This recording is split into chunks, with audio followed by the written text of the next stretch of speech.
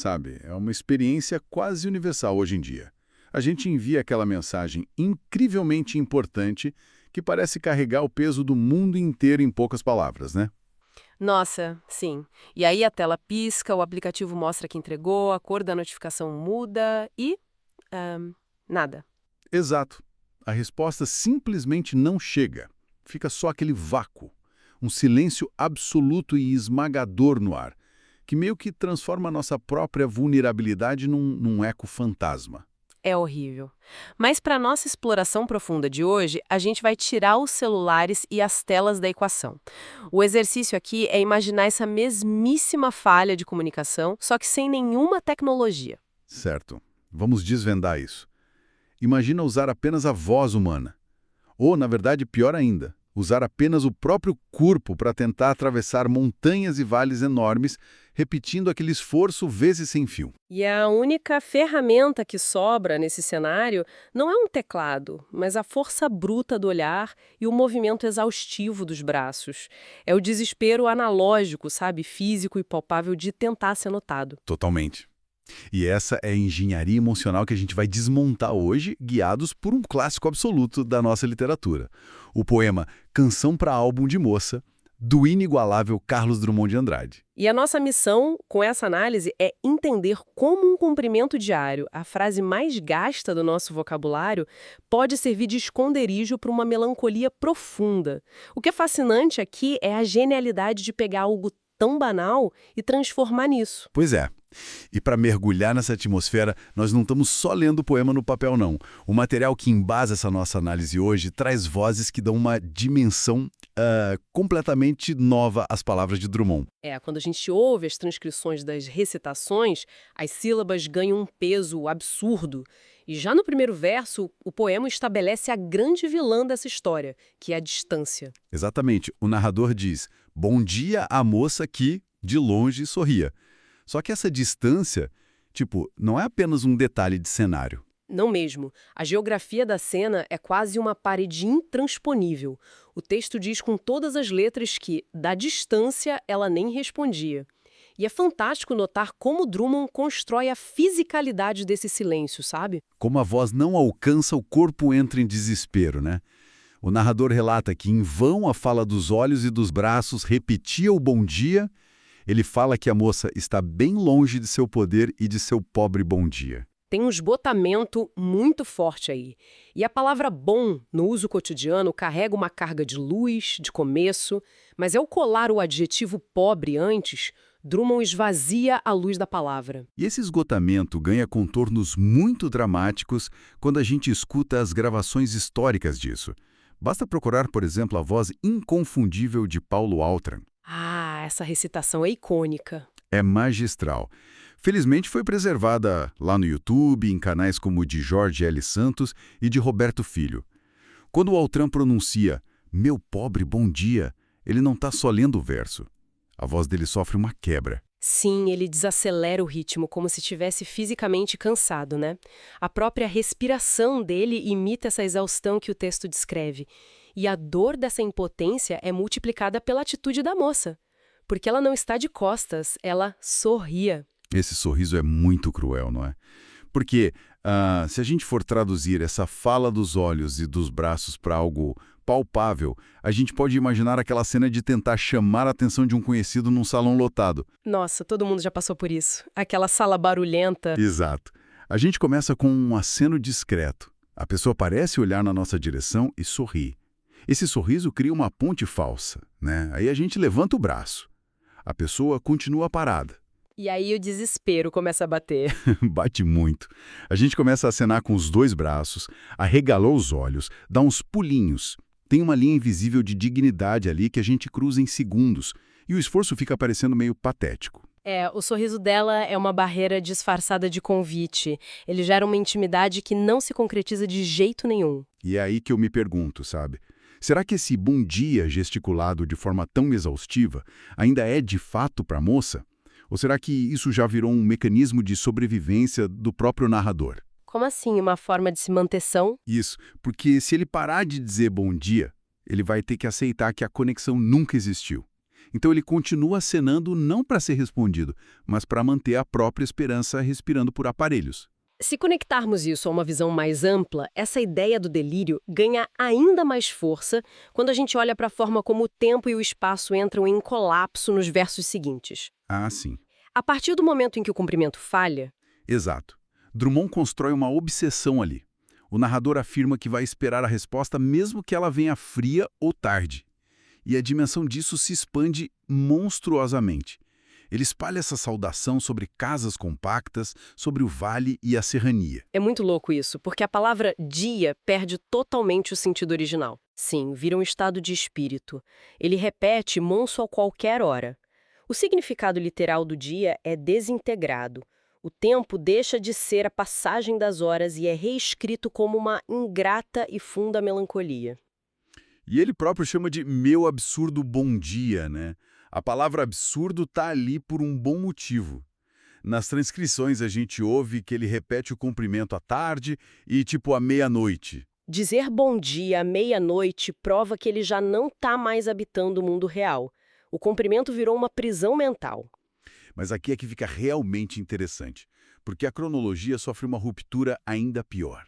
Ele diz, de madrugada vou pintando a cor do meu dia, que a moça possa encontrá-lo azul e rosa. Pintando o dia na escuridão? Sim, ele está fabricando as cores do amanhecer no meio da madrugada.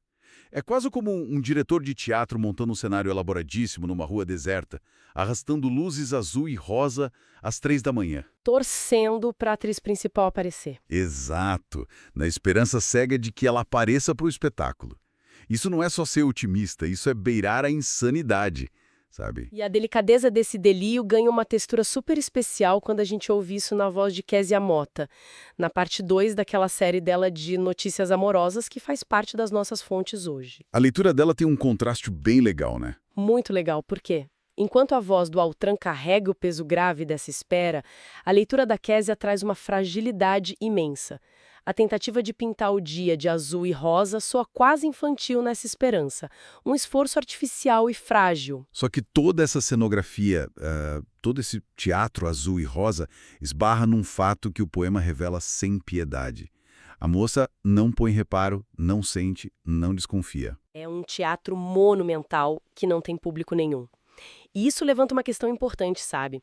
Isso obriga a gente a olhar para a fachada que todos nós mantemos. A fachada ensolarada. Isso, porque quando abandonamos esse cenário azul e rosa, o narrador diz que apenas um eco na mata parece capaz de decifrar e desejar um bom dia de volta.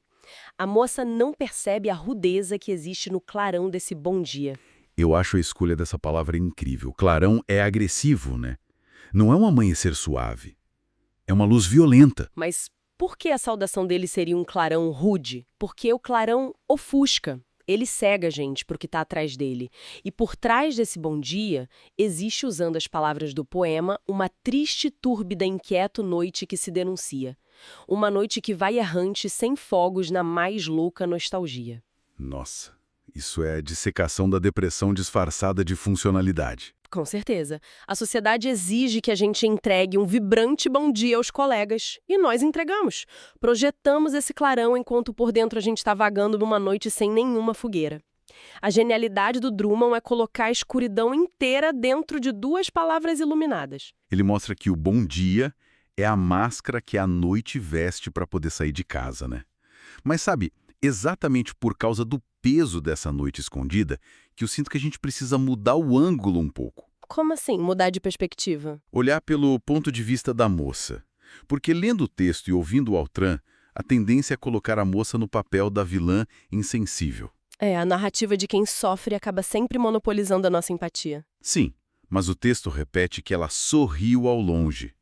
E se esse sorriso não tiver maldade nenhuma? E se ela estiver apenas esbarrando na impossibilidade absoluta de decifrar outra pessoa? É um bom ponto. Como ela ia adivinhar?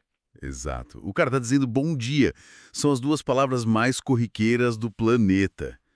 Como a gente pode exigir que alguém que tem as próprias batalhas invisíveis olhe para um aceno de bom dia e adivinhe que ali tem uma noite errante? É uma armadilha, né? Ele exige que ela compreenda um desespero que ele não verbaliza claramente. E essa defesa que você levanta para a moça Nos leva direto à reflexão que a Maria Aparecida de Almeida faz. O áudio dela, certo. Sim, o áudio que temos nas nossas fontes. Ela tem esse momento de leitura e sensibilidade, e a sabedoria dela ilumina bem esse curto-circuito. Maria Aparecida aponta que esses gestos simples carregam sentimentos profundos. E o bom dia acaba sendo mais do que saudação. Muito mais. Para ela, o bom dia do poema é carinho, é esperança e, nas palavras dela, é um pedido silencioso de atenção.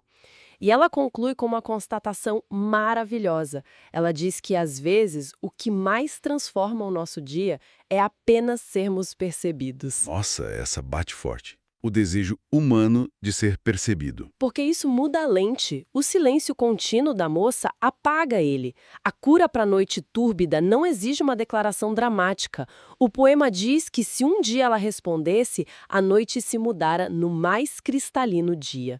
Um simples reconhecimento mudaria tudo. Então, o que tudo isso significa para nós hoje, quando a gente pega isso e puxa para as ruas por onde a gente anda? A gente começou falando de mensagens abandonadas no vácuo no celular, mas a gente vive esse poema na padaria, no elevador. Sem dúvida, o tempo todo. Quando a gente dá aquele bom dia mecânico pro vizinho ou manda figurinha no grupo da família, parece que é só educação.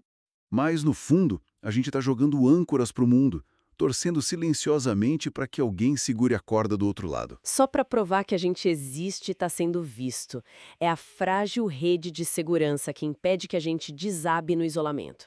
A gente sobrecarrega um minúsculo bom dia com o peso da nossa existência. E é por isso que vozes como as do nosso material são tão importantes. Com certeza. Graças a essas vozes incríveis, como a do Paulo Altran, com aquela exaustão física absurda, a sensibilidade da Késia Mota e a clareza da Maria Aparecida, a gente consegue ver como Drummond aprisionou a solidão cósmica numa cena banal do dia a dia. O texto é ressuscitado nessas interpretações. E para a gente encerrar esse nosso mergulho profundo hoje, eu queria inverter a lógica do que conversamos. A gente passou esse tempo todo falando sobre o peso do bom dia a partir de quem o diz, né? Sim, de quem pinta o céu de madrugada e lança âncora. Exato, mas pense nisso.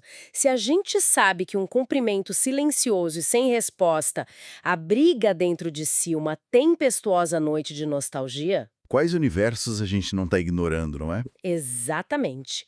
Quais medos e quais esperanças complexas nós mesmos estamos ignorando completamente nas respostas corriqueiras que as pessoas ao nosso redor nos dão ou deixam de nos dar todos os dias? É uma armadilha que a gente cai sem ver. A escuridão pode estar muito bem disfarçada no sorriso mais comum do elevador. Fica essa reflexão suspensa para quem nos escuta pensar sobre. Pessoal, muito obrigado pela companhia nessa exploração profunda. Um excelente dia a todos. Até a próxima e continuem escutando não apenas o que é dito, mas o que insiste em morar no silêncio entre as palavras.